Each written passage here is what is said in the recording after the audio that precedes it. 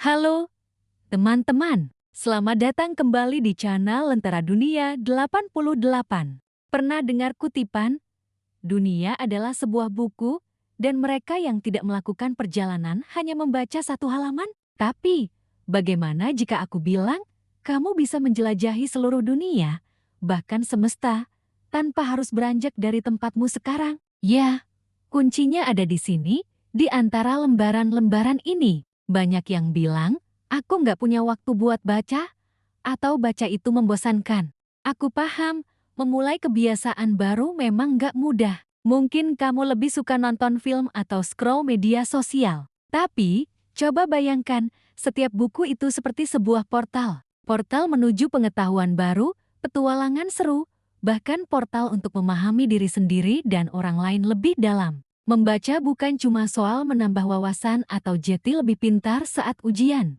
Saat kamu larut dalam sebuah cerita, kamu belajar merasakan apa yang dirasakan tokohnya. Kamu belajar empati. Kamu melihat dunia dari sudut pandang yang berbeda, membuka pikiranmu dari kotak yang selama ini mungkin nggak kamu sadari ada. Kamu jadi lebih kreatif, lebih mudah menemukan solusi untuk masalah sehari-hari.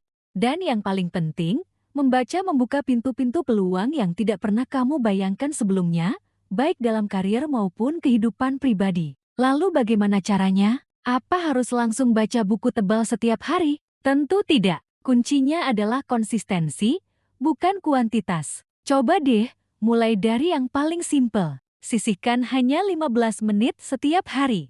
Bisa saat pagi sambil minum kopi, di perjalanan ke kantor, atau sebelum tidur. Nggak perlu langsung satu bab. Cukup beberapa halaman saja. Pilih buku yang genrenya kamu suka.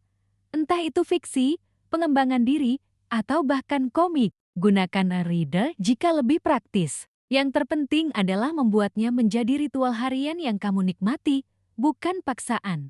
Perlahan tapi pasti, 15 menit itu akan terasa kurang. Kamu akan ketagihan untuk tahu kelanjutan ceritanya, untuk belajar lebih banyak. Dari situlah keajaiban dimulai. Dunia yang tadinya terasa sempit, kini menjadi tak terbatas. Kamu bisa berdiskusi dengan para pemikir hebat, berkeliling ke kota-kota kuno, atau terbang ke galaksi lain, hanya dengan membalik halaman.